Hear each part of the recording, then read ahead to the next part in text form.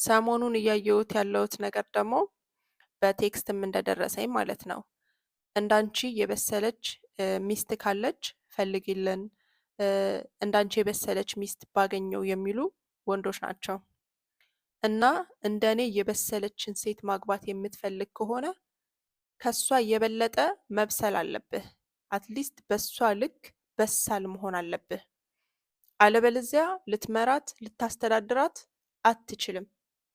ምክንያቱም የበሰለች ሴት ብልጭልጭ ነገር ላይ ቁሳቁስ ላይ አይደለም ትኩረቷ። የበሰለች ሴት ትዳሯ ውስጥ የምታየው የተለየ እይታ አላት። ህይወትን የምታይበት የተለየ መነጽር አላት። ፊውቸሯን የምታይበት መንገድ አላት። እቺ የበሰለች ሴት ከባባድ ጥያቄዎችን ትጠይቅሃለች።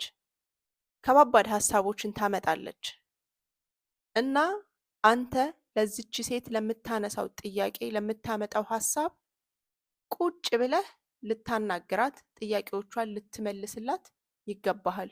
ቁጭ ብለህ እንድትመልስላት ትፈልጋለች።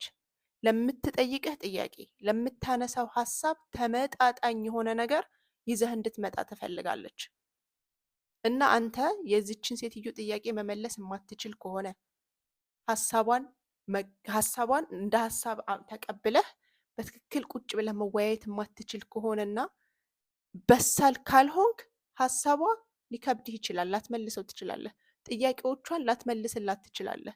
ምናልባት ጥያቄዎቿን እንደ ጭቅጭቅ ልታያቸው ትችላለህ። ምናልባት ይሄ የበላይ የሆነችብህ አለቃ የሆነችብህ የመሪነትህን ቦታ የምትነጥቅ አይነት ስሜት ሊሰማህ ይችላል። ጠንካራ ካልሆንክና እሷ የምታነሳው ሀሳብ በሀሳብ ከበለጠች ማለት ነው። ነገር ግን እሷ በሀሳብ በለጠች እንጂ የመሪነት ቦታህን ልትይዝብህ ፈልጋ ኃይለኛ ስለሆነች የበላይ ስለሆነች ምናምን ላይሆን ይችላል። አየህ፣ ይሄንን መረዳት የምትችለው በሳል ስትሆን ነው። በሳል ስትሆን የምታነሳው ጥያቄ በጣም ያስደስትሃል፣ በአግባቡ ትመልስላታለህ። በሳል ካልሆንክ ግን ለምታነሳው ጥያቄዎች መመለስ ስለሚያቅትህ የመሪነት ቦታ የተነጠቅ ስለሚመስልህ ኃይለኛ ናት፣ እንደዚህ ናት፣ እንደዚህ ናት እያልክ ሊከብድ ይችላል። መምራት ሊያቅትህና ነገሮቹ ሊበላሹ ይችላሉ። ትዳሮች ሊፈርስ ይችላል።